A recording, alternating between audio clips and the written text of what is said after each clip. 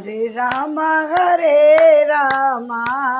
राम राम हरे हरे, हरे कृष्णा कृष्णा कृष्णा हरे हरे, हरे राम राम राम हरे हरे। कौन लेंगे खबरिया रे, राम जी के चरणन में मन हो जा दीवाना रे, राम जी के चरणन में श्रीमन नारायण नारायण नारायण, हर भजन नारायण नारायण नारायण। गोविंद मेरो है गोपाल मेरो है, कृपा के बिहारी नंदलाल मेरो है। हरे राम राम राम हरे हरे, श्री राम जय जय राम, बोलो श्री राम जय जय राम। अब आज हम युद्ध कांड का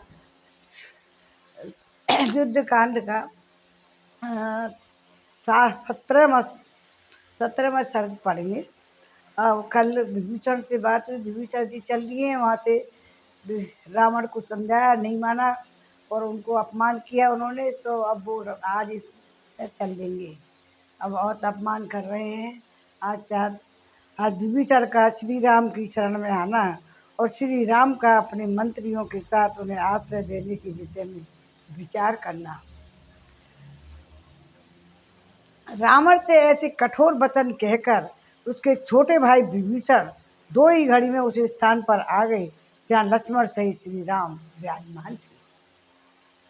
विभीषण का शरीर सुमेर पर्वत के शिखर के समान ऊंचा था। वे आकाश में चमकती हुई बिजली के समान जान पड़ते थे। पृथ्वी पर खड़े हुए वानर युद्धपति ने उन्हें आकाश में स्थित देखा। उनके साथ जो 4 अनुचर थे वे भी कहा वहाँ भयंकर पराक्रम प्रकट करने वाले थे। उन्होंने भी कवच धारण करके अस्त्र शस्त्र ले रखे थे। वे सब के सब उत्तम आभूषणों से विभूषित थे। वीर विभीषण भी मेघ और पर्वत के समान जान पड़ते थे। वज्रधारी इंद्र के समान तेजस्वी और उत्तम आयुधारी और दिव्य आभूषणों से अलंकृत थे। उन 4 राक्षसों के साथ 5 में विभीषण को देखकर दुर्धर्ष एवं बुद्धिमान एवं वीर वानरराज सुग्रीव ने थोड़ी देर तक सोचकर उन्होंने हनुमान आदि सब वानरों से यह उत्तम बात कही, देखो सब प्रकार के अस्त्र शस्त्रों से संपन्न यह राक्षस दूसरे 4 निशाचरों के साथ आ रहा है। इसमें संदेह नहीं कि यह हमें मारने के लिए ही आता है। सुग्रीव की आवाज़ सुनकर वे सभी श्रेष्ठ वानर साल वृक्ष और पर्वत की शिलाएं उठाकर इस प्रकार बोले, राजन आप शीघ्र ही हमें इन दुरात्माओं के वध की आज्ञा दीजिए, जिससे ये मंदमती निशाचर मरकर ही इस छतरी पर गिरे। आपस में इस प्रकार की बात कर ही रहे थे कि विभीषण समुद्र के तट पर आकर आकाश में ही खड़े हो गए। महाबुद्धिमान महापुरुष विभीषण ने आकाश में ही स्थित रहकर सुग्रीव तथा वानरों की ओर देखते हुए उच्च स्वर से कहा, रावण नाम का जो दुराचारी राक्षस निशाचरों का राजा है, उसी का मैं छोटा भाई हूँ। मेरा नाम विभीषण है। रावण ने जटायु को मारकर जन स्थान से सीता का अपहरण किया था। उसी दीन एवं असहाय सीता को रोक रखा है। इन दिनों सीता राक्षसियों के पहरे में रहती है। मैंने भांति भांति के युक्त संगत वचनों द्वारा उसे बारंबार समझाया था कि तुम रामचंद्र जी की सेवा में सीता को सादर लौटा दो, इसी में भलाई है। यदि मैंने यह बात उसके हित के लिए ही कही थी, तथापि काल से प्रेरित होने के कारण रावण ने मेरी बात नहीं मानी। ठीक उसी प्रकार जैसे मरणासन पुरुष औषधि नहीं लेता है, यह नहीं उसने यह मुझे बहुत सी कठोर बातें सुनाई। दास की भांति मेरा अपमान किया, इसलिए मैं अपनी स्त्री पुत्रों को वहीं छोड़कर श्री रघुनाथ जी की शरण में आया हूँ। वानरों, जो समस्त लोगों को शरण देने वाले हैं, उन महात्मा श्री रामचंद्र जी के पास जाकर शीघ्र मेरे आगमन की सूचना दे दो और उनसे कहो शरणार्थी विभीषण सेवा में उपस्थित हुआ है।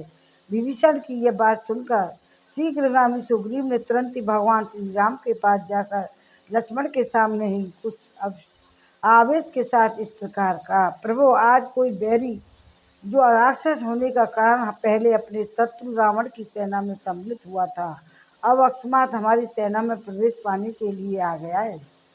वह मौका पाकर हमें उसी तरह मार डालेगा जैसे उल्लू कौओं का काम तमाम कर देता है। शत्रुओं के संताप देने वाले रघुनंदन, अतः आपको अपने वानर सैनिकों पर अनुग्रह एवं शत्रुओं का निग्रह करने की कार्य के विचार, सेना की मोर्चाबंदी,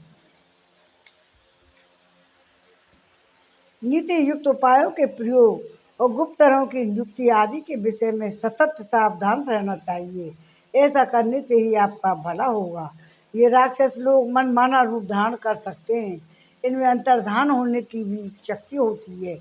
शूरवीर और मायावी मायावी तो होते ही हैं, इसलिए इनका कभी विश्वास नहीं करना चाहिए। संभव है यह राक्षस राज रावण का कोई गुप्तचर हो। यदि ऐसा हुआ तो हम लोगों में घुसकर यह फूट पैदा कर देगा, इसमें संदेह नहीं है। अथवा यह बुद्धिमान राक्षस छिद्र पाकर हमारी विश्वस्त सेना को भीतर घुसकर स्वयं ही हम लोगों पर प्रहार कर बैठेगा, इस बात की भी संभावना है। मित्रों की जंगली जातियों के तो परंपरागत व्यक्तियों की जो सेना है, इन सब का संग्रह तो किया जा सकता है, क्योंकि शत्रु पक्ष से मिले हुए हों ऐसे सैनिकों का संग्रह कदापि नहीं करना चाहिए। फिर वो यह स्वभाव से तो राक्षस है, अपने को शत्रु का भाई भी बता रहा है। इसे दृष्टि से यह साक्षात हमारा शत्रु ही यहाँ आ पहुँचा है, फिर इस पर कैसे विश्वास किया सकता है। रावण का छोटा भाई जो विभीषण के नाम से प्रसिद्ध है, 4 राक्षसों के साथ आपकी शरण में आया है। आप इस विभीषण का रावण का भेजा हुआ ही समझे। उचित व्यापार करने वालों में शेष रघुनंदन, मैं तो अब उसकी कैद कर लेना ही उचित समझता हूँ। निष्पाप श्री राम, मुझे ऐसा कर जान पड़ता है कि यह राक्षस रावण के कहने से ही यहाँ आया है। इसकी बुद्धि में कुटिलता भरी है, यह माया से छिपा रहेगा तथा आप इस पर पूरा विश्वास करके इसकी ओर से निश्चिंत हो जाएंगे, तब यह आप ही पर चोट कर बैठेगा। इसी उद्देश्य से इसका यहाँ आना हुआ है। यह महाक्रूर ब्राह्मण का भाई है, इसलिए इसे कठोर दंड देकर इसे मंत्रियों से मार डालना चाहिए। बातचीत की कला में जानने वाले रोष में भरे वे सेनापति सुग्रीव प्रवचन कुशल श्री राम से ऐसी बातें कहकर चुप हो गए। सुग्रीव का यह वचन सुनकर महाबली श्री राम अपने निकट बैठे हुए हनुमान आदि बानरों से इस प्रकार बोले, वानरराज सुग्रीव ने रावण के छोटे भाई विभीषण के विषय में जो अत्यंत युक्ति युक्त बातें कही हैं, वे तुम लोगों ने भी सुनी हैं। मित्रों की इस स्थायी उन्नति चाहने वाले बुद्धिमान एवं समर्थ पुरुष को कर्तव्य के विषय में संशय उपस्थित होने का पर सदा ही अपनी सम्मति दे देनी चाहिए। इस प्रकार सलाह पूछी जाने पर श्री राम का प्रिय करने वाली की इच्छा रखने वाले ये सब वानर आलस्य छोड़ उत्साहित हो सागर अपना अपना मत प्रकट करने लगे। रघुनंदन, 3 लोकों में कोई भी ऐसी बात नहीं है कि आपको ज्ञात ना हो, तथापि हम आपके अपने ही अंग हैं, अतः आप मित्र भाव से हमारा सम्मान बढ़ाते हुए हमसे सलाह पूछते हैं। आप सत्यव्रती शूरवीर धर्मात्मा सुदृढ़ पराक्रमी जान बूझकर काम करने वाले स्मरण शक्ति से संपन्न और मित्रों पर विश्वास करके उन्हीं के हाथों में अपने आप को सौंप देने वाले हैं। इसलिए आप सभी बुद्धिमान एवं समर्थशाली सचिव एक एक करके बारी बारी से अपने युक्त विचार प्रकट करें। वानरों का ऐसा कहने पर सबसे पहले बुद्धिमान वानर अंगद विभीषण की परीक्षा के लिए सुझाव देते श्री राम रघुनाथ जी से बोले, भगवान विभीषण शत्रु के पास से आया है, तो उस पर भी अभी शंका ही करनी चाहिए, उसे सहसा विश्वास पात्र नहीं बना लेना चाहिए। बहुत से सटतापूर्ण विचार रखने वाले लोग अपने मनोभावों को छिपाकर विचरते रहते हैं। मौका पाते ही प्रहार कर बैठते हैं। इससे बहुत बड़ा अनर्थ हो जाता है। अतः गुण दोष का विचार करके पहले यह निश्चय कर लेना चाहिए कि इस व्यक्ति से अर्थ की प्राप्ति होगी या अनर्थ, यह हित का साधन करेगा या अहित करेगा।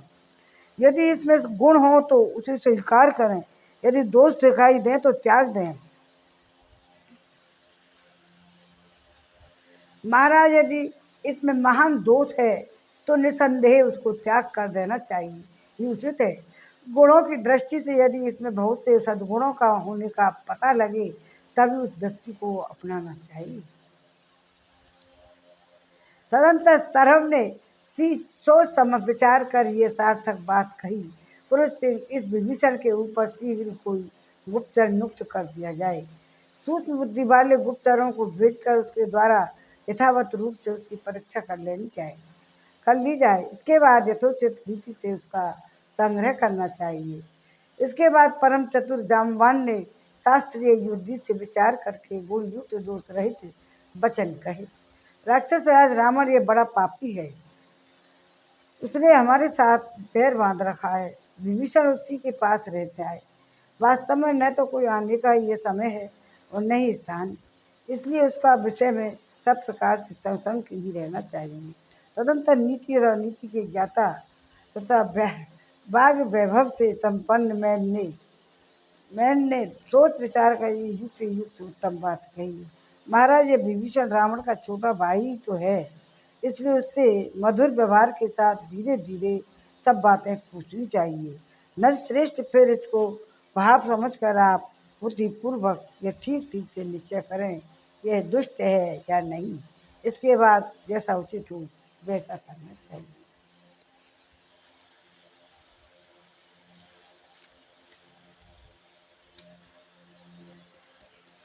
तत्पश्चात सचिवों में श्रेष्ठ संपूर्ण शास्त्रों के ज्ञान जनित संस्कार से युक्त हनुमान जी ने श्रवण मधुर सार्थक सुंदर और संक्षिप्त वचन कहे। प्रभु, आप बुद्धिमानों में उत्तम, सामर्थ्यशाली और वक्ताओं में श्रेष्ठ हैं। यदि बृहस्पति भी भाषण दें तो वे अपने आप से बढ़कर वक्ता सिद्ध नहीं हो सकते। महाराज श्री राम, मैं जो कुछ निवेदन करूँगा वह वाद विवाद या तर्क स्पर्धा अधिक बुद्धिमत्ता के अभिमान अथवा किसी प्रकार की कामना से नहीं करूँगा। मैं तो कार्य की गुप्तता पर दृष्टि रखकर जो यथार्थ समझूंगा वही बात कहूँगा। आपके मंत्रियों ने जो भी अर्थ अनर्थ के निर्णय के लिए गुण दोष की परीक्षा करने के सुझाव दिया है उसमें मुझे दोष दिखाई देता है, क्योंकि इस समय परीक्षा लेना कदापि संभव नहीं है। विभीषण आश्रय देने के योग्य है या नहीं, इसका निर्णय उसे किसी काम से नियुक्त किए जाए के बिना नहीं हो सकता, और सहसा उसे किसी काम में लगा देना भी मुझे निर्दोष ही प्रतीत होता है। आपके मंत्रियों ने जो गुप्तचर नियुक्त करने की बात कही है उसका कोई प्रयोजन न होने से वैसा करने का कोई युक्तियुक्त कारण नहीं दिखाई देता। जो दूर रहता हो, उसका वृत्तांत ज्ञात न हो, उसी के लिए गुप्तचर की नियुक्ति की जाती है। जो सामने खड़ा है उसके स्पष्ट रूप से अपना वृत्तांत बता रहा है, उसके लिए गुप्तचर भेजने की क्या आवश्यकता है। इसके सिवा जो यह कहा गया है कि विभीषण का यहाँ इस समय यहाँ आना देश काल के अनुरूप नहीं है, उसके विषय में भी अपनी बुद्धि के अनुसार कुछ कहना चाहता हूँ, आप सुने। एष देशस्य कालस्य भवति ये यथा तथा पुरुषात् पुरुषं प्राप्यथा तथा दोषगुणामाप्ति दौरात्म्यं रावणे दृष्ट्वा विक्रम च त्वपि युक्तिमागमनम् आत्मसदृक्षम तब तस्य बुद्धतः। उसके यहाँ आने का यही उत्तम देश और काल है। वह इस बात से इस तरह सिद्ध होती है कि जैसा वो बता रहा है, विभीषण एक नीच पुरुष के पास से चलकर एक श्रेष्ठ पुरुष के पास आया है। उसने दोनों के 200 और गुणों का भी विवेचन किया है। तत्पश्चात रावण में दुष्टता और आप में पराक्रम देख यह रावण को छोड़कर आपकी शरण में आया गया है, इसलिए उसका यही आगमन सर्वथा उचित है, उसकी उत्तम बुद्धि के अनुरूप है। राजन, किसी मंत्री के द्वारा यह कहा गया है कि अपरिचित पुरुष पर द्वारा किससे सारी बातें पूछी जाएं, उसके विषय में मेरा जांच बूझ कर निश्चित किया हुआ विचार है, जिसे आपके सामने रखता हूँ। यदि कोई अपरिचित व्यक्ति यह पूछेगा कि तुम कौन हो, कहाँ से आए हो, किस लिए आए हो इत्यादि सब कुछ, बुद्धिमान पुरुष सहसा उससे पूछने वाले पर संदेह करने लगेगा। यदि उसे यह मालूम हो जाएगा कि सब कुछ जानते हुए भी मुझसे झूठ ही पूछा जा रहा है, तब सुख के लिए आए हुए उस नवागत मित्र का हृदय कलुषित हो जाएगा। इस प्रकार हमें एक मित्र के लाभ से वंचित होना पड़ेगा। इसके सिवा महाराज किसी दूसरे की मन की बात को सहसा समझ लेना असंभव है। बीच बीच में स्वर भेद में से आपकी अच्छी तरह यह निश्चय कर लें कि यह साधु भाव से आया है या असाधु भाव से। इसकी बातचीत से तो भी कभी इसका दुर्भाव नहीं लक्षित होता है। इसका मुख भी प्रसन्न है, इसलिए मेरे मन में इसके प्रति कोई संदेह नहीं है। दुष्ट पुरुष कभी निसंग एवं स्वचित्त होकर सामने नहीं आ सकता। इसके सिवा इसकी वाणी भी दोष युक्त नहीं है, अतः मुझे इसके विषय में कोई संदेह नहीं है। कोई अपने आकार को कितना ही क्यों ना छिपाए, उसके भीतर का भाव कभी छिप नहीं सकता। बाहर का आकार पुरुषों के आंतरिक भाव को बड़ा प्रकट कर देता है। कार्यवेताओं में श्रेष्ठ रघुनंदन विभीषण का वहाँ आगमन जो कार्य है वह देश काल के अनुरूप ही है। ऐसा कार्य यदि कोई योग्य पुरुष के द्वारा ही संपादित हो तो अपने आप को कुछ भी सफल बनाता है। आपके उद्योग रावण के मिथ्याचार वाली के वध और सुग्रीव के राज्याभिषेक का समाचार जान सुनकर राज्य पाने की इच्छा से यह समझ बुझ कर ही यहाँ आपके पास आया है। इसमें मन में ये विश्वास है कि शरणागत वत्सल दयालु श्री राम अवश्य ही मेरी रक्षा करेंगे, राज भी दे देंगे। इन्हीं सब बातों को दृष्टि में रखकर विभीषण का संग्रह करना, उसे अपना लेना मुझे उचित जान पड़ता है। बुद्धिमानों में श्रेष्ठ रघुनाथ इस पर राक्षस की सरलता और निर्दोषता के विषय में मैंने यथाशक्ति निवेदन किया। इसे सुनकर आगे आप जैसा उचित समझें वैसा कीजिए। 17वां सर्ग पूरा हुआ। अब 18वां सर्ग पढ़ेंगे। जय राम जय सिया राम, जय जय हनुमान।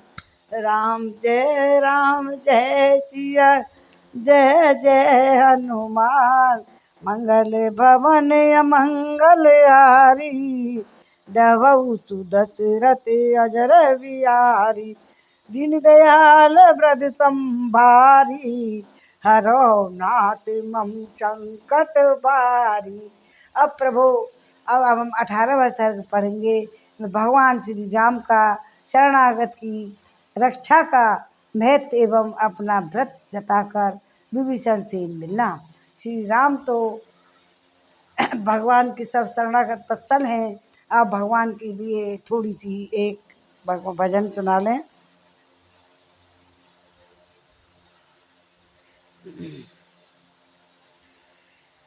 मेरे ताता के दरबार में गए सब लोगों का खाता है। मेरे दाता के दरबार में गए सब लोगों का खाता। जो कोई जैसी करनी करता वैसा ही फल पाता। जो कोई जैसी करनी करता वैसा ही फल पाता।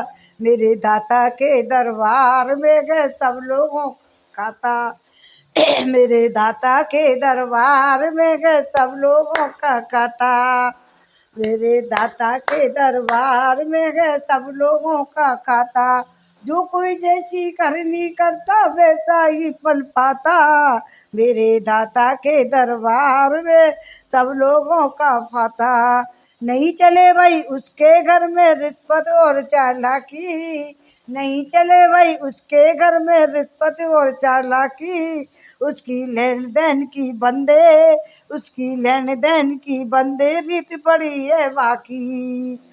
उसकी लेन देन की बंदे उसकी रीत बड़ी है नाकी।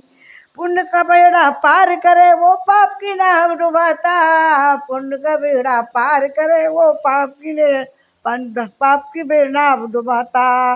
मेरे दाता के दरबार में गए सब लोगों का खाता, मेरे दाता के दरबार में गए सब लोगों का खाता।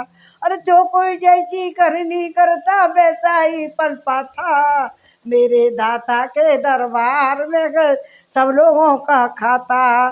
बड़े बड़े कानून प्रभु के बड़ी बड़ी मर्यादा, बड़े बड़े कानून प्रभु के बड़ी बड़ी मर्यादा। किसी को कौड़ी कम नहीं देता, नहीं किसी को ज़्यादा, किसी को कौड़ी कम नहीं देता, नहीं किसी को ज़्यादा। इसीलिए तो इस दुनिया का जगतपति कहलाता, मेरे दाता के दरबार में गए सब लोगों का खाता, मेरे दाता के दरबार में सब लोगों का खाता। भगवान की तरफ से सबके लिए परमिशन है। जगतपति कहलाता, इसीलिए तो इस दुनिया का जगतपति कहलाता, मेरे दाता के दरबार में है सब लोगों का खाता। करता है वो न्याय सभी का, करता है वो न्याय सभी का, एक आसन पर डट के। प्रभु का न्याय कभी न प्रभु का न्याय कभी न पलटे, लाख कोई सिर पटके। प्रभु का न्याय कभी न पलटे, लाख कोई सिर पटके। समझदार तो चुप रह जाता, मूर्ख शोर मचाता, समझदार तो चुप रह जाता, मूर्ख शोर मचाता। मेरे दाता के दरबार में गए सब लोगों का खाता, मेरे दाता के दरबार में गए सब लोगों का खाता। जो कोई जैसी करनी करता वैसा ही फल पाता, अच्छी करनी करियो रे बंदे, काम न करियो काला। अब विभीषण के लिए ही कह रहे हैं, अच्छी करनी करियो रे बंदे, काम न करियो काला। लाखे आँख से देख रहा है तुझे देखने वाला, लाखे आँख से देख रहा है तुझे देखने वाला। भले काम करते रहियो समय गुजरता जाता, समय गुजरता जाता। मेरे दाता के दरबार में गए सब लोगों का खाता, मेरे दाता के दरबार में गए सब लोगों का खाता। जो कोई जैसी करनी करता वैसा ही फल पाता, मेरे दाता के दरबार में गए सब लोगों का खाता। जो कोई जैसी करनी करता वैसा ही फल पाता। बोल जय सिया राम, श्री राम जय राम जय जय, बोलो श्री राम जय राम जय जय राम। मंगल भवन मंगल हारी, दबऊ तु दशरथ अजर बिहारी। दीन दया रजतम बारी, हरुनाथ मम संकट वारी। अब 18वां सर्ग युद्ध कांड का। अब युद्ध कांड शुरू हुआ नहीं है, लेकिन राम होने वाला है, हो जाएगा। अभी तो प्लान बन रहे हैं। भगवान श्री राम का शरणागत की रक्षा का महत्व एवं अपना व्रत बताकर विभीषण से मिलना।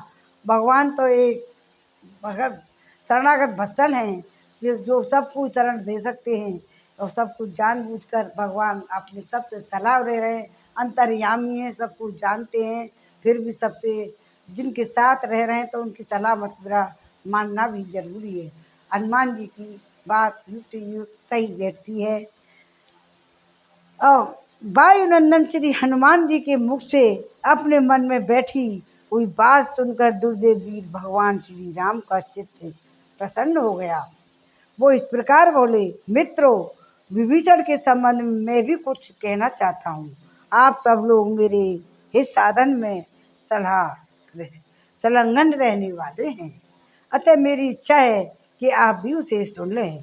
जो मित्र भाव से मेरे पास आया है उसे मैं भगवान शरणागत के उनके दाता के दरबार में सब लोगों का खाता है, किसी तरह आ गया है, उसे मैं किसी तरह त्याग नहीं कर सकता, त्याग नहीं सकता।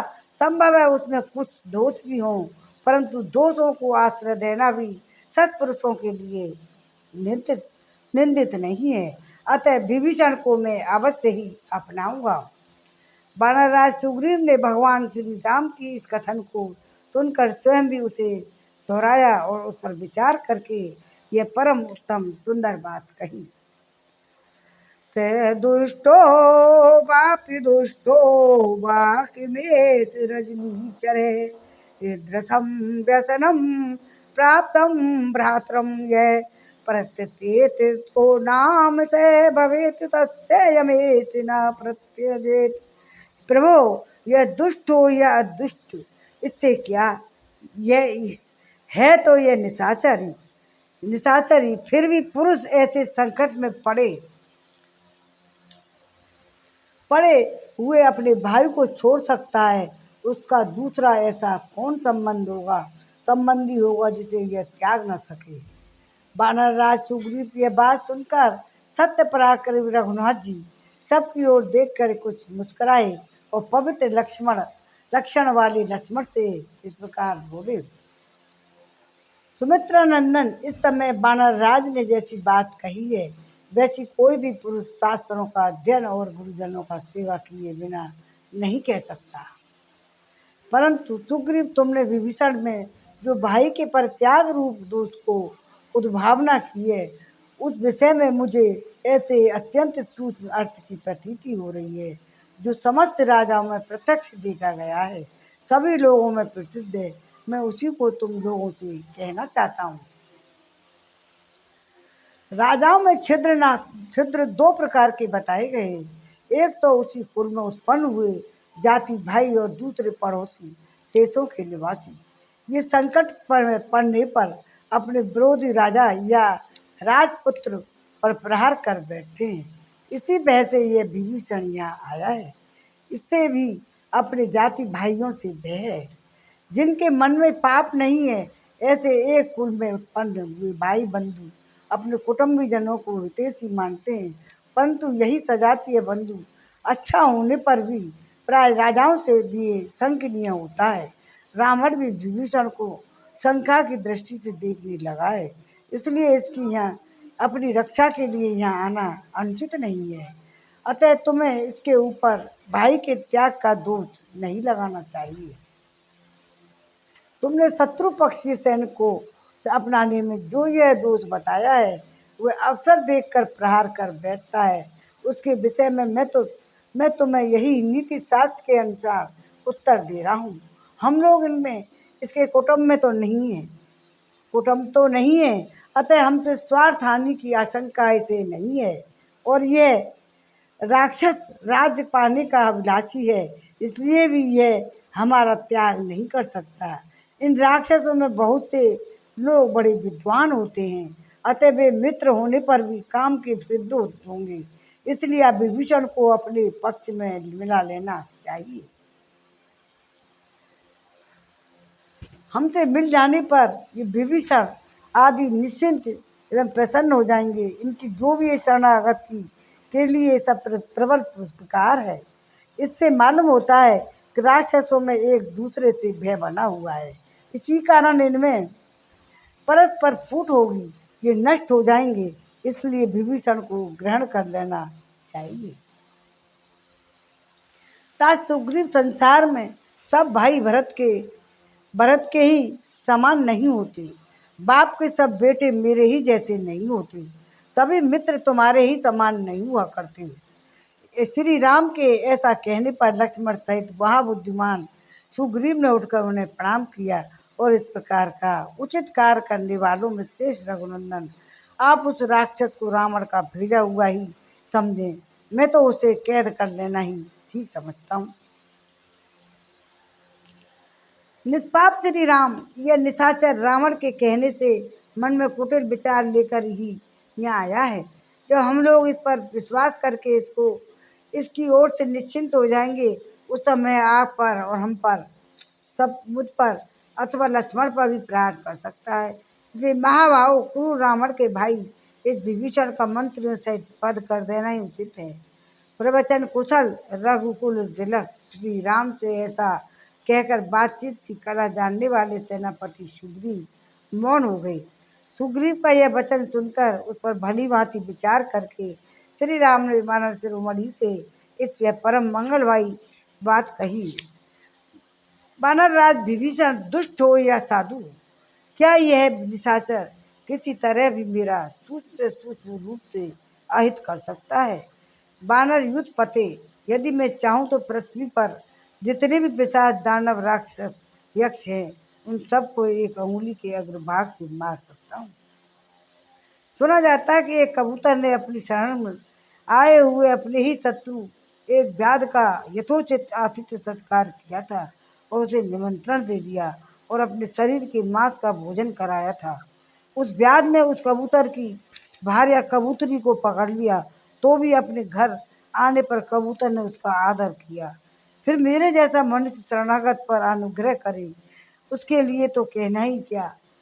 पूर्व काल में कण्व मुनि ने के मनुपुत्र सत्यवादी महर्षि कण्व ने एक धर्म विषयक गाथा का गान किया था। सुनो, उसे बताता हूँ, सुनो। परंतु यदि शत्रु भी शरण में आए और दीन भाव से हाथ जोड़कर दया की याचना करे तो मैं उस पर प्रहार नहीं करना चाहिए। शत्रु दुखी हो या अभिमानी, यदि वह अपने विपक्षी की शरण में जाए तो शुद्ध हृदय वाले श्रेष्ठ पुरुष को अपने प्राणों का मोह छोड़कर उसकी रक्षा करनी चाहिए।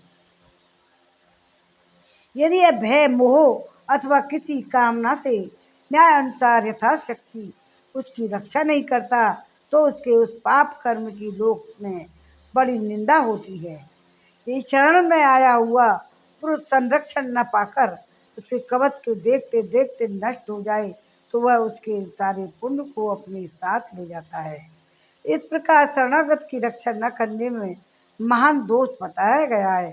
शरणागत का त्याग स्वर्ग और सुयश की प्राप्ति को मिटा देता है, मनुष्य के बल और वीर का नाश करता है। इसलिए मैं तो महर्षि कण्व के इस यथार्थ उत्तम वचन का ही पालन करूंगा, क्योंकि उसे वह परिणाम में धर्म, यश और स्वर्ग की प्राप्ति कराने वाला है। जो एक बार भी शरण में आकर तो मैं तुम्हारा हूँ ऐसा कहकर मुझसे रक्षा की प्रार्थना करता है, उसे मैं समस्त प्राणियों से अभय कर देता हूँ। ये मेरा सदा के लिए व्रत है। अतः कपिश्रेष्ठ सुग्रीव, वह विभीषण हो या स्वयं रावण आ गया हो, तुम उसे ले आओ। मैंने उसे अभयदान दे दिया है।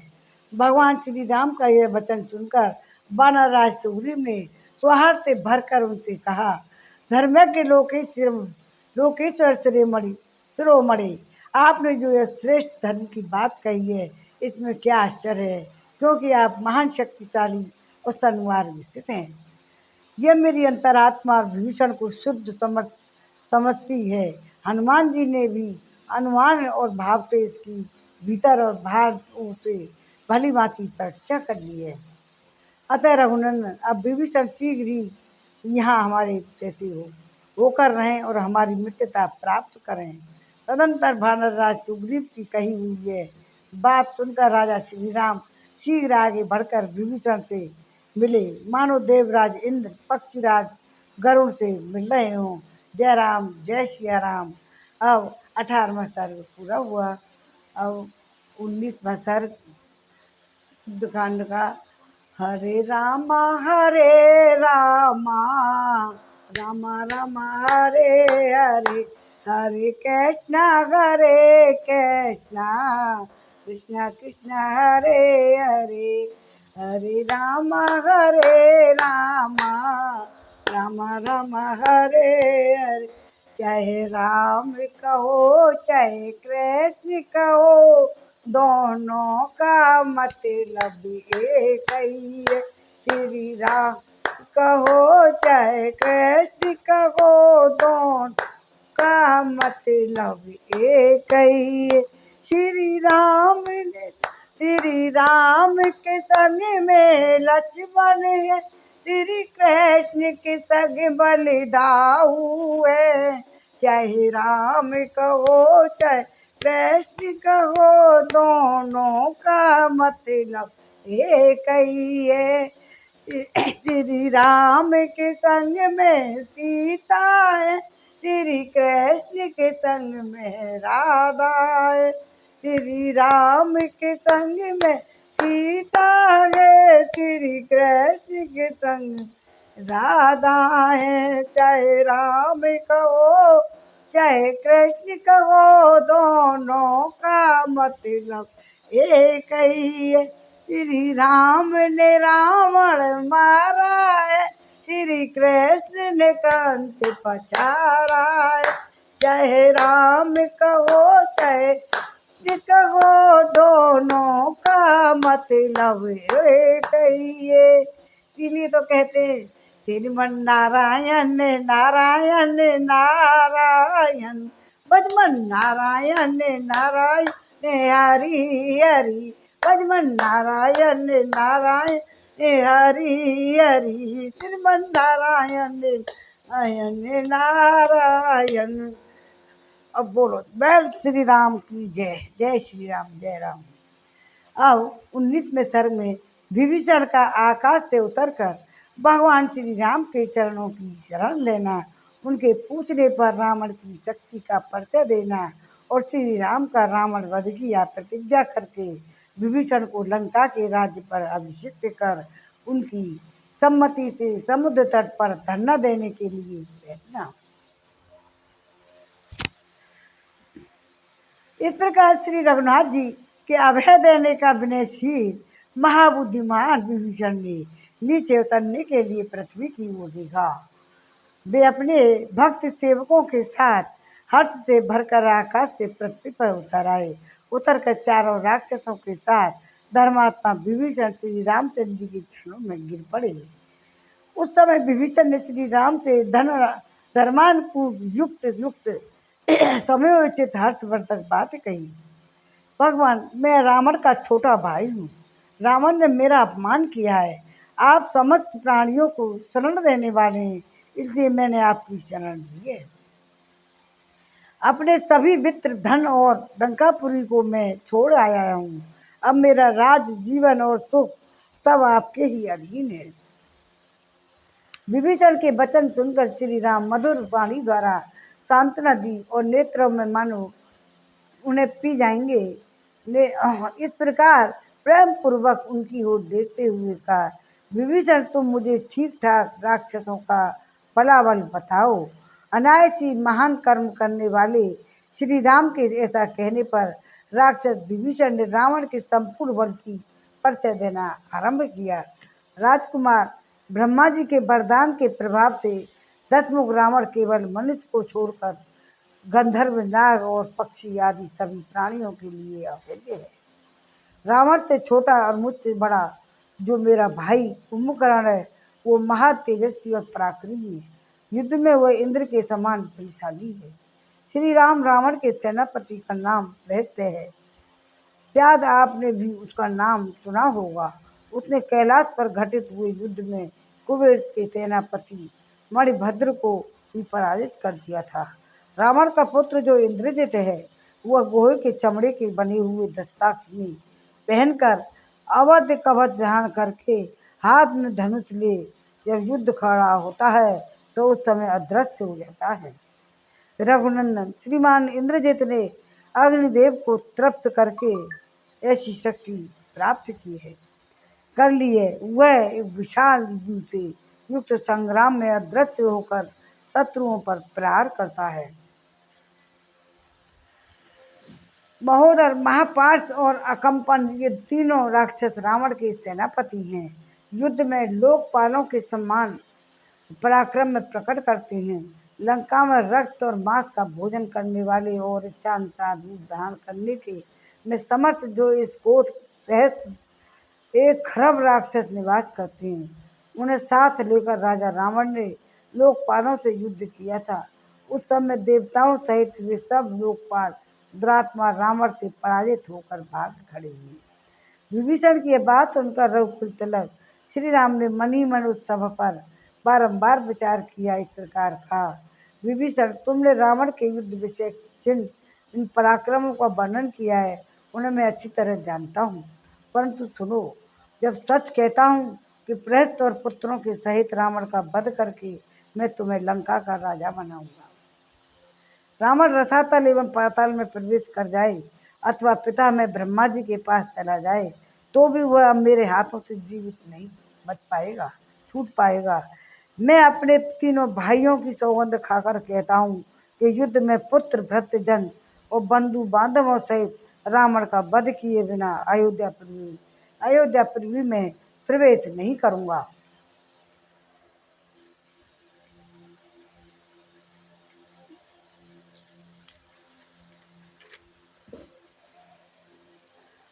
अनायास ही महान कर्म करने वाले श्री रामचंद्र जी के वचन सुनकर धर्मात्मा विभीषण ने मस्तक झुकाकर उन्हें प्रणाम किया और फिर इस प्रकार कहना आरंभ किया। प्रभु, राक्षसों के संहार में और लंकापुरी में आक्रमण करके उसे जीवन जीतने में मैं आपकी यथाशक्ति सहायता करूंगा तथा प्राणों की बाजी लगाकर युद्ध के लिए रावण की सेना में मैं भी प्रवेश करूंगा। विभीषण का ऐसा कहने पर भगवान श्री राम ने उन्हें हृदय से लगा लिया। प्रसन्न होकर लक्ष्मण से कहा, दूसरों को मान देने वाले सुमित्रा नंदन, तुम समुद्र से जल ले आओ और उसके द्वारा इन परम बुद्धिमान राक्षस राज विभीषण का लंका के राज पर शीघ्र ही अभिषेक कर दो। मेरे प्रसन्न होने पर इन्हें यह लाभ मिलना ही चाहिए। उनके ऐसा कहने पर सुमित्रा कुमार लक्ष्मण ने मुख्य मुख्य वानरों के बीच महाराज श्री राम के आदेश से विभीषण का राक्षसों के राजा के पद पर अभिषेक कर दिया। भगवान श्री राम का यह राज तत्कालिक प्रसाद अनुग्रह देखकर सब वानर हर्षध्वनि करने लगे, महात्मा श्री राम को साधुवाद देने लगे। तत्पश्चात हनुमान और सुग्रीव ने विभीषण से पूछा, राक्षस राज, हम सब लोग इस अक्षोभ्य समुद्र को महाबली बानरों की सेनाओं के साथ किस प्रकार पार कर सकेंगे? जिस उपाय से हम लोग सेना सहित नदी और नदियों को स्वामी वर्णालय समुद्र के पार जा सकें, वह बताओ। उनके इस प्रकार पूछने में धर्मात्मा विभीषण ने यूँ ही उत्तर दिया, रघुवंशी राजा, श्री राम की समुद्र की शरण लेनी चाहिए। इस पर अपार महासागर की राजा सागर ने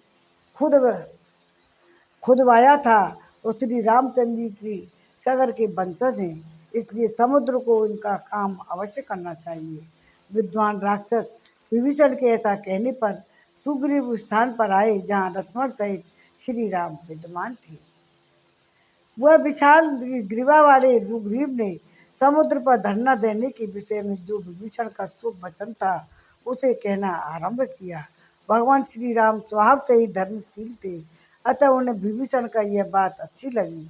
वे महातेजस्वी रघुनाथ जी लक्ष्मण सहित कार्यदक्ष वानर राज सुग्रीव का सत्कार करते हुए उनसे मुस्कुराकर बोले, लक्ष्मण, विभीषण की यह सम्मति मुझे भी अच्छी लगती है, परंतु सुग्रीव राजनीति के बड़े पंडित हैं और वे तुम भी समयोचित सलाह देने में सदा ही कुशल हो, इसलिए तुम दोनों प्रस्तुति कार्य पर अच्छी तरह विचार करके जो ठीक जान पड़े वह बताओ।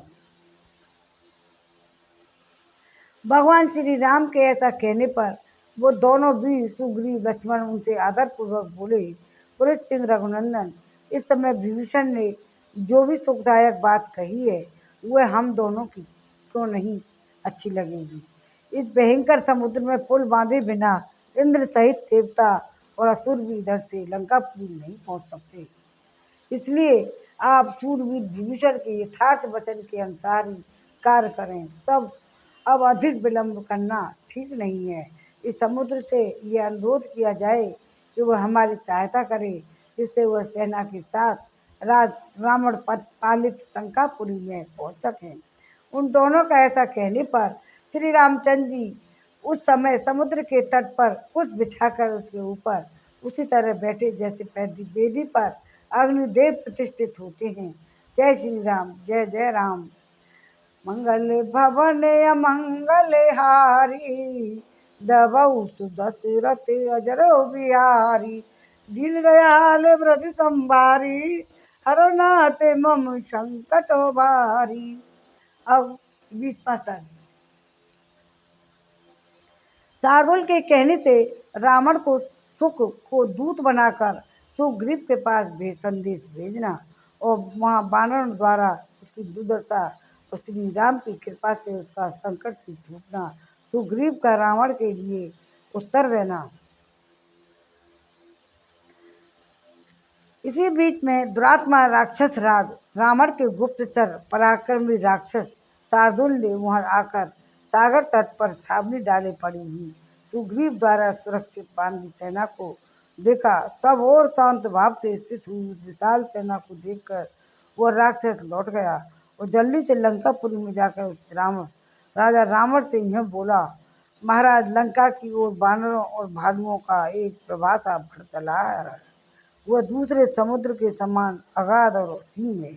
राजा दशरथ के ये दोनों पुत्र श्री भाई राम और लक्ष्मण बड़े ही रूपवान और श्रेष्ठ वीर हैं।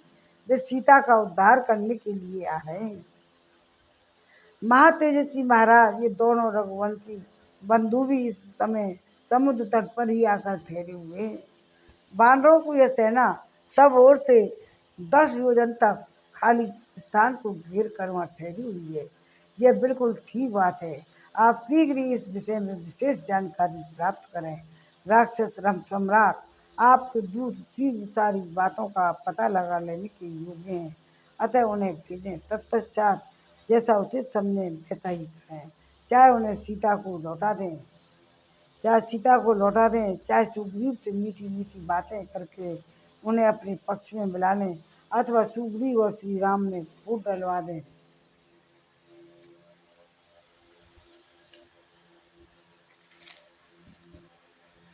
शार्दुल की वह बात सुनकर राक्षस राज रावण सहसा व्यग्र उठा।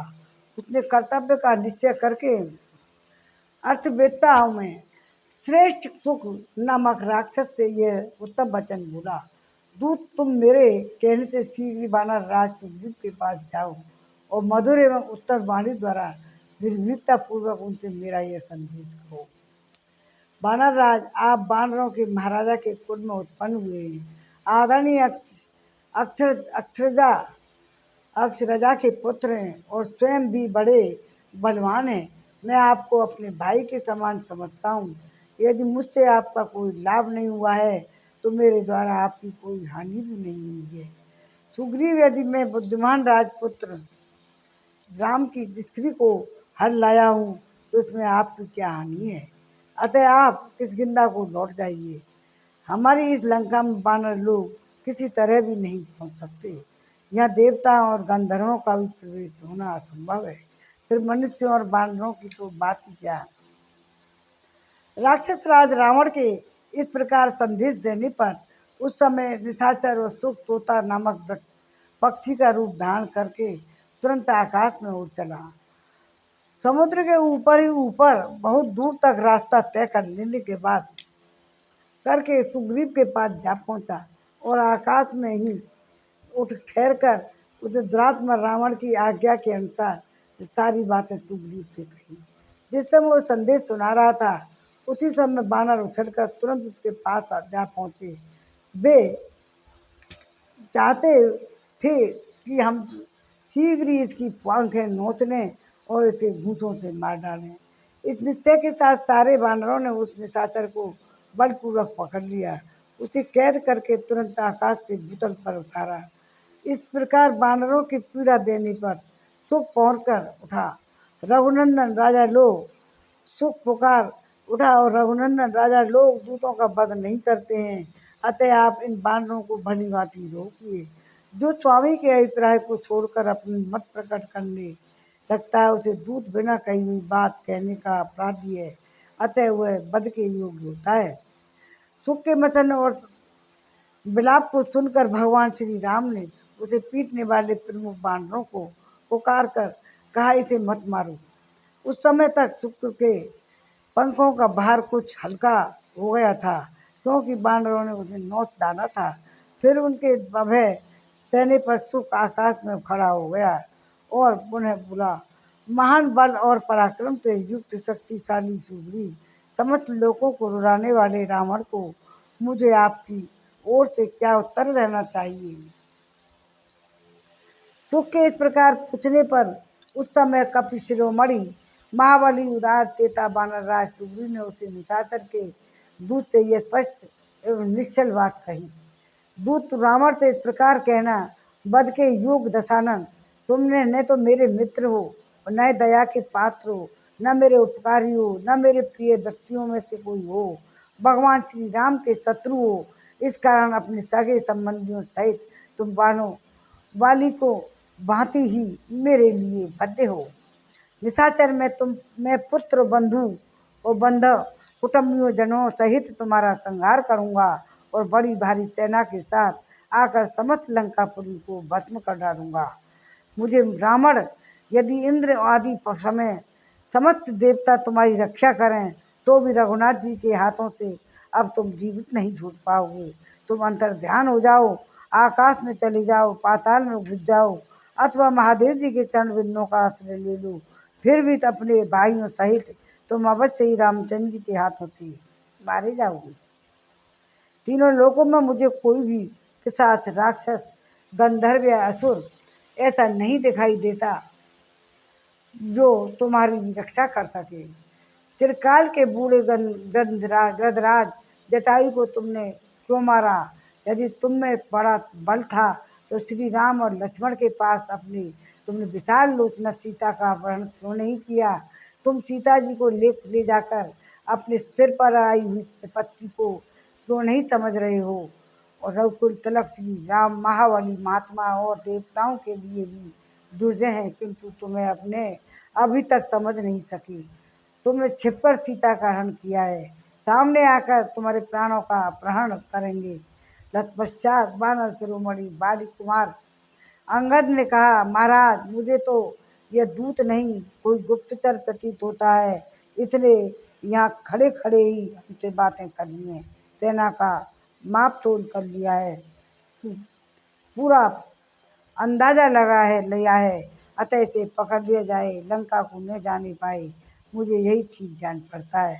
फिर तो राजा सुग्रीव के आदेश से बानरों ने उछल कर उसे पकड़ लिया, बांध लिया। वह बेचारा अनाथ की भांति विलाप कर रहा था, तो उन प्रचंड बानरों से पीड़ित हो चुकने से दशरथ नंदन महात्मा श्री राम को बड़े जोर से पुकारा और कहा, प्रभु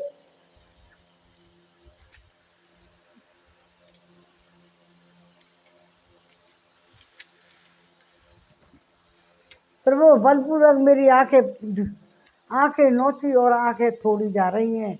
यदि आज मैंने प्राणों का त्याग किया तो जिस रात में मेरा जन्म हुआ था, जिस रात को मैं मरूंगा, जन्म और मरण इस मध्यवर्ती काल में मैंने जो भी पाप किया है वो सब आपको ही लगेगा। ना उस समय उसका विलाप सुनकर श्री राम ने उसका वध नहीं होने दिया। उन्होंने बानरों से कहा, छोड़ दो, यह दूत होकर ही आया था। जय राम, जय सिया राम। 20वां सर्ग पूरा हुआ। अब 21वां सर्ग। मंगल भवन अमंगल हारी, उमा सहित जय जपत पुरारी, दीनदयाल व्रत संभारी, हरनाथ मम संकट भारी। जय राम, जय राम, जय सिया राम। बोलो श्री राम, जय राम, जय जय राम। बोलो श्री राम, जय राम, जय जय राम। श्री राम का समुद्र के तट पर कुसा बिछाकर 3 दिनों तक धरना देने पर भी समुद्र के दर्शन न देने से कुपित हो बाण मारकर विक्षुब्ध कर देना। तदंतर श्री रघुनाथ जी समुद्र के तट पर कुसा बिछाकर महासागर के समक्ष हाथ जोड़कर पूर्वाभिमुख हो वहाँ लेट गए। उस समय शत्रुघ्न श्री राम ने सर्प के शरीर की भांति कोमल और वनवास के पहले सोने के बने हुए सुंदर आभूषणों से सदा विभूषित रहने वाली अपनी एक दाहिनी बाह को तकिया बना रखा था। अयोध्या में रहते समय मातृकोट का अनेक उत्तम नारियां धाय मणि और सुवर्ण के बने हुए तीरों तथा मोती के श्रेष्ठ आभूषणों से विभूषित हो अपने कर कमलों द्वारा नहलाने से धुलाने से आदि के समय अनेक बार श्री राम के उस बाह की सहलाती और दबाती थी। पहले चंदन और अगुर से बाह की सेवा होती थी। प्रातःकाल की सूर्य की सी कांति वाले लाल चंदन उसकी शोभा बढ़ाते थे। सीता हरण से पहले शयन कक्ष में सीता का सिर उस सीता हरण से पहले शयन कक्ष सीता का सिर उस वहाँ की शोभा बढ़ाता था। श्वेत सैया पर स्थित एवं लाल चंदन की चर्चित हुई वह वहाँ गंगा जल में निवास करने वाले तक्षक के शरीर की भांति सुविकसित होती थी। युद्ध स्थल में जुए के समान वह विशाल भुजा शत्रुओं का शोक बढ़ाने वाली सुहृदयों को दीर्घ काल तक के लिए आनंदित करने वाली थी। समुद्र पर्यंत अखंड भूमंडल की रक्षा का भार उनकी उसी भुजा पर प्रतिष्ठित था। बाईं ओर से बारंबार बाण चलाने के कारण प्रत्यंचा के आघात से जिसकी त्वचा पर रगड़ पड़ गई हो, उस विशाल परिधि के समान सुदृढ़ एवं बलिष्ठ थी, जिसके द्वारा उन्होंने सहस्त्रों कौओं को दान दिया था। उस विशाल दाहिनी भुजा का तकिया लगाकर उदारतावादी गुणों से युक्त महाबाहु श्री राम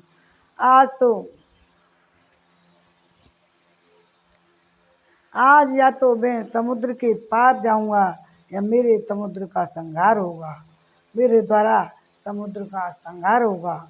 ऐसा निश्चय करके मौन हो मन, वाणी और शरीर को संयम में रखकर महासागर को अनुकूल करने के उद्देश्य से विधि पूर्वक धरना देते हुए उस कुशासन पर सो गए।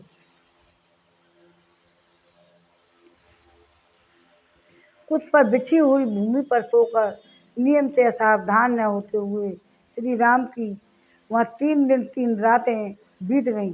इस प्रकार उस समय वहाँ 3 रातें लेटे रहकर नीति के ज्ञाता धर्मवत्सल श्री रामचंद्र जी सरताओं के स्वामी समुद्र की उपासना करते रहे, परंतु नियम पूर्वक रहते हुए श्री राम के द्वारा यथोचित पूजा तत्कार पाकर भी उस मंदमती महासागर ने उन्हें अपनी आधिदैविक रूप का दर्शन नहीं कराया, वह उनके समक्ष प्रकट नहीं हुआ। तब अरुण नेत्र प्रांत वाले भगवान श्री राम समुद्र पर कुपित हो उठे और पास ही खड़े हुए शुभ लक्षण युक्त लक्ष्मण से इस प्रकार बोले, समुद्र को अपने ऊपर बड़ा अहंकार है, जिससे वह स्वयं मेरे सामने प्रकट नहीं हो रहा है। शांति, क्षमा, सरलता और मधुर भाषण, ये जो सत्पुरुषों के गुण हैं, उनका गुणहीनों के प्रति प्रयोग करने पर यही परिणाम होता है। वे उस गुणवान पुरुष को भी असमर्थ समझ लेते हैं, जो अपनी प्रशंसा करने वाले दुष्ट दृष्ट, सर्वत्र धावा करने वाला और अच्छे से अच्छे बुरे सभी लोगों पर कठोर दंड का प्रयोग करने वाला होता है। उस मनुष्य का सब वो लोग सत्कार करते हैं। लक्ष्मण रामनीति शांति के द्वारा इस लोक में न तो कीर्ति प्राप्त कर सकती है, न यश का प्रचार हो सकता है, न संग्राम में विजय पाई जा सकती है। अब सुमित्रा नंदन, आज मेरे बाणों से खंड खंड हो सब मगर और सब ओर से उतरा कर बहने लगेंगे। उनकी लाशों से मकराल समुद्र का जल आच्छादित हो जाएगा। तुम यह दृश्य आज अपनी आंखों से देख लो। लक्ष्मण, तुम देखो कि मैं यहाँ जल में रहने वाले सर्पों की तरह मत्स्यों के विशाल कलेवर और जल हस्तियों के झुंड शुंड दंड के किस तरह से टुकड़े टुकड़े कर डालता हूँ। आज महान युद्ध बंठान कर शंखों और सीपियों के समुदाय तथा मत्स्यों और मगर सहित समुद्र को भी मैं अभी सुखाई देता हूँ। मगरों का निवास भूत यह समुद्र मुझे क्षमा से युक्त देख असमर्थ समझने लगा है। ऐसे मूर्खों के प्रति की क्षमा को धिक्कार है। तो मित्रानंदन, साम नीति का आश्रय लेने से यह समुद्र मेरे सामने अपना रूप नहीं प्रकट कर रहा है, इसलिए धनुष और इस पर सर्पों के समान भयंकर बाण ले आओ। मैं समुद्र को सुखा पा डालूंगा, फिर वानर लोग पैदल ही लंकापुरी को चलें। यदि भी समुद्र को अक्षोभ्य कहा गया है, फिर भी आज कुपित होकर मैं इसे विक्षुब्ध कर दूंगा। इसमें सहस्त्रों तरंग उठती रहती हैं, फिर भी यह सदा अपनी तट की मर्यादा सीमा से में ही भरा रहता है, किंतु अपने बाणों से मारकर मैं इसकी मर्यादा नष्ट कर दूंगा।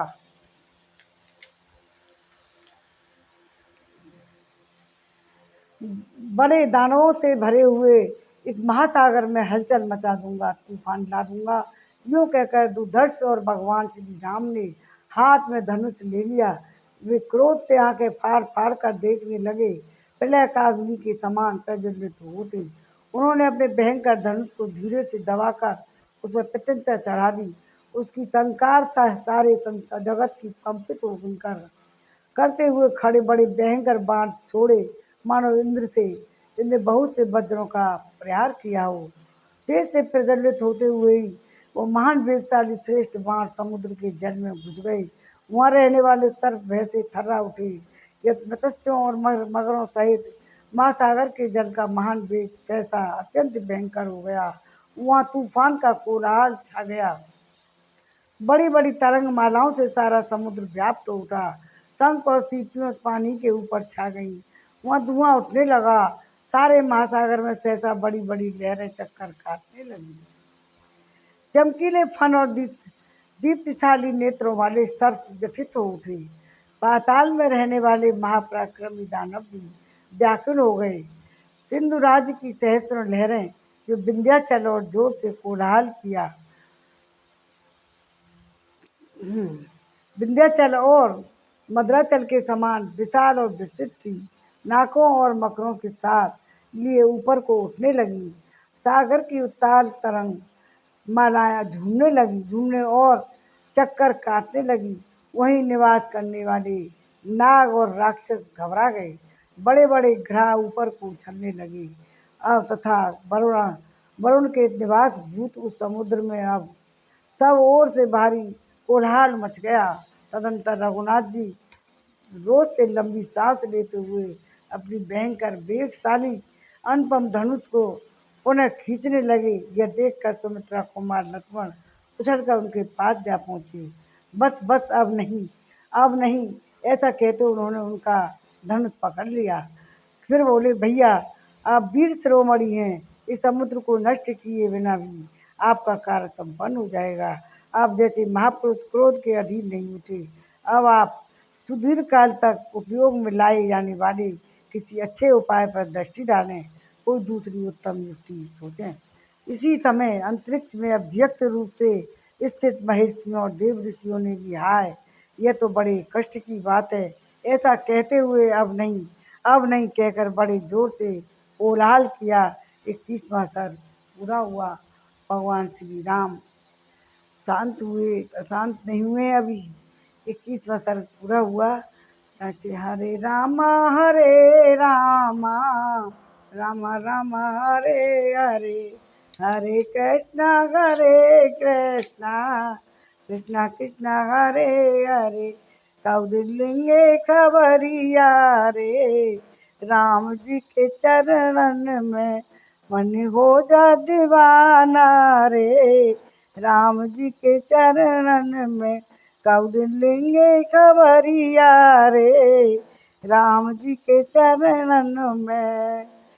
कृष्ण श्रीमन नारायण नारायण नारायण, श्रीमन नारायण नारायण नारायण, भजमन नारायण नारायण नारायण, श्रीमन नारायण नारायण नारायण।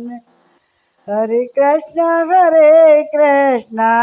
कृष्णा कृष्णा हरे हरे, हरे राम